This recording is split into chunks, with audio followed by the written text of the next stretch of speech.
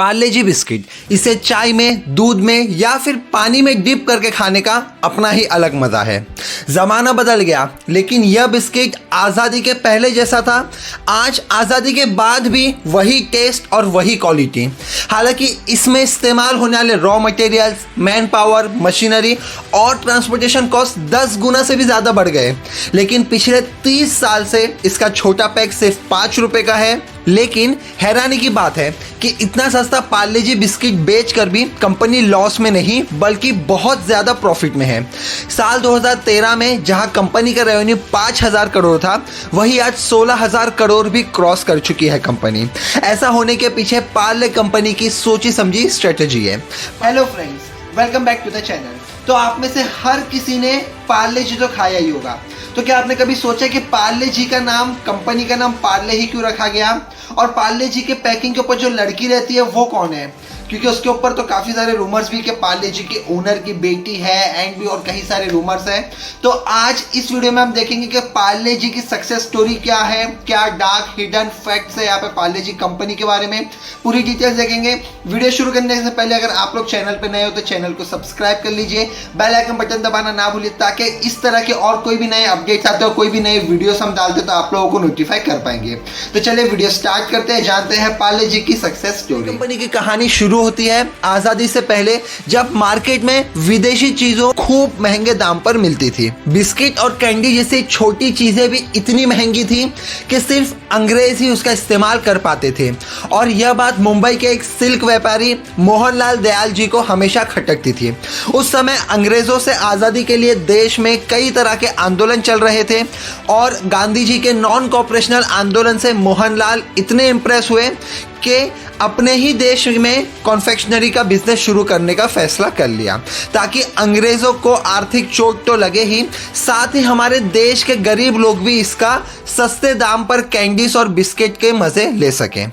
लेकिन यह बिजनेस उनके लिए बिल्कुल नया था, इसीलिए कॉन्फेक्शनरी के बिजनेस को समझने के लिए, सीखने के लिए वो जर्मनी गए। वहां जाकर कैंडी बनाने का तरीका सीखे और जब इंडिया वापस आने लगे तो अपने साथ एक कैंडी मेकर मशीन भी खरीद कर ले आए। साल था 1929। मोहनलाल दयाल जी मुंबई के विले पार्ले में एक पुरानी फैक्ट्री को खरीदकर उसमें जर्मनी से लाई हुई कैंडी मेकर मशीन को इंस्टॉल करा देते हैं और अपने ही फैमिली के 12 लोगों के साथ मिलकर कैंडी बनाना शुरू करते हैं। काम की इतनी जल्दबाजी थी कि कंपनी के नाम के बारे में कुछ सोचा ही नहीं। जब कोई नाम समझ नहीं आया तो उस जगह के नाम पर ही कंपनी का नाम पार्ले रख दिया और इस तरह पार्ले कंपनी के विशाल बिजनेस एम्पायर की शुरुआत हुई। पार्ले कंपनी का पहला प्रोडक्ट था ऑरेंज कैंडी। हालांकि इसके बाद उन्होंने कई तरह के कैंडी बनाए जिसने मार्केट में बहुत ही तेजी से अपनी जगह बनाई, क्योंकि यह देसी स्वाद के साथ बनाया गया भारत का पहला कॉन्फेक्शनरी प्रोडक्ट था। उस समय अंग्रेज अपनी चाय के साथ इंपोर्टेड बिस्किट खाते थे, इसलिए मोहनलाल जी ने सोचा क्यों ना आम इंडियंस के लिए भी कैंडी की तरह बिस्किट भी इंडिया में ही बनाई जाए। और ईयर 1939 में उन्होंने पहला पार्ले ग्लूको बिस्किट बनाया। गेहूं से बना यह बिस्किट इतना कम दाम का था कि गरीब लोग भी इसे खरीद कर खा सकते थे और सिर्फ दाम ही कम नहीं था बल्कि टेस्ट में भी यह बिस्किट काफ़ी अच्छा था। इसीलिए देखते ही देखते यह इंडियन मार्केट में इतना तेज पॉपुलर हुआ कि अंग्रेज भी पार्ले बिस्किट को यूज़ करने लगे और मार्केट में मौजूदा प्रेजेंट ब्रिटिश ब्रांड के बिस्किट भी पीछे होने लगे। यहाँ तक कि सेकेंड वर्ल्ड वार के दौरान ब्रिटिश इंडियन आर्मी ने भी पार्ले ग्लूको का खूब ज़्यादा इस्तेमाल किया, जिससे यह कंपनी और भी ज़्यादा अच्छे प्रॉफिट में आ गई। लेकिन वार जैसे ही ख़त्म हुआ, देश में गेहूं की कमी होने लगी। 1947 में अंग्रेज़ों से आज़ादी मिली और उसके बाद देश के विभाजन ने और भी क्राइसिस ला दी, जिससे कि पार्ले को इतना भी रॉ मटेरियल नहीं मिल पा रहा था कि वह अपना प्रोडक्शन जारी रख सके। मजबूरन कंपनी को कुछ दिनों के लिए बंद करना पड़ा। लेकिन जब फिर से हालात कुछ बेहतर हुए और पार्ले ने बिस्किट का प्रोडक्शन शुरू किया तो कई दूसरे ब्रांड्स के भी ग्लूकोज बिस्किट मार्केट में बिकने लगे थे। हर कोई अपने बिस्किट के नाम के पीछे ग्लूकोज का इस्तेमाल करने लगा। कंज्यूमर कंफ्यूज होने लगे और पार्ले बिस्किट की बिक्री पर भी काफ़ी ज़्यादा बुरा असर पड़ने लगा। लेकिन प्रॉब्लम यह था कि ग्लूकोज एक कॉमन वर्ड होने की वजह से उसका कॉपीराइट नहीं मिल सकता था।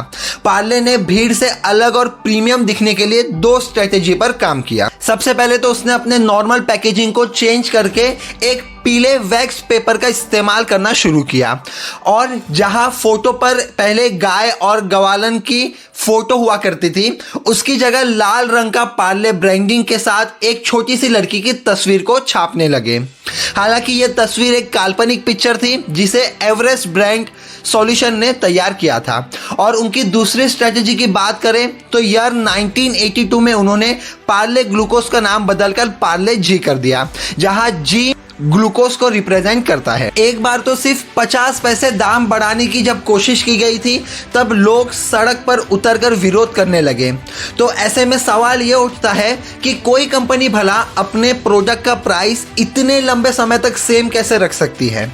इसे समझने के लिए हमें पार्ले कंपनी के बिजनेस स्ट्रेटेजी को समझना जरूरी है। अब लोगों के प्रोटेस्ट ने यह तो साबित कर दिया था कि पार्ले जी अब देश का बिस्किट बन चुका है और गरीब से लेकर अमीर तक हर इंसान इस बिस्किट को खाना पसंद करता है। पार्ले जी बिस्किट को कंपनी ने ड्राइवर प्रोडक्ट बना दिया, यानी इसे प्रॉफिट के लिए नहीं बल्कि इसलिए बेचा जाने लगा ताकि अपनी पॉपुलैरिटी और कम कीमत की वजह से पार्ले जी हर दुकान, हर घर, हर उम्र के लोगों के बीच में नजर आता रहे, जिससे कि कंपनी की ब्रांड अवेयरनेस बनी रहे। लेकिन बिना प्रॉफिट के सिर्फ अवेयरनेस से तो कंपनी चल नहीं सकती। इसीलिए पार्ले ब्रांड के अंदर धीरे धीरे मोनाको, क्रैक जैक और हाइड एंड सीक जैसे हाई प्रॉफिट प्रोडक्ट्स को भी लॉन्च किया जाने लगा और इस तरह कंपनी जो प्रॉफिट पार्ले जी से नहीं कमा पाती थी वह इन प्रोडक्ट्स से एडजस्ट करने लगी। लेकिन यह स्ट्रेटेजी भी ज्यादा दिन तक काम नहीं कर सकती थी, क्योंकि कंपनी के टोटल सेल में से पार्ले जी का कंट्रीब्यूशन 50% से भी ज्यादा का था और महंगाई की वजह से पार्ले जी बिस्किट का प्रोडक्शन कॉस्ट काफी तेजी से बढ़ने लगा। लेकिन मुसीबत यह थी कि दाम तो बढ़ा नहीं सकते थे, इसीलिए दाम को तो 5 रुपए पर ही फिक्स रखने पड़ा। लेकिन कंपनी ने पैकेट की साइज को छोटा करना शुरू कर दिया।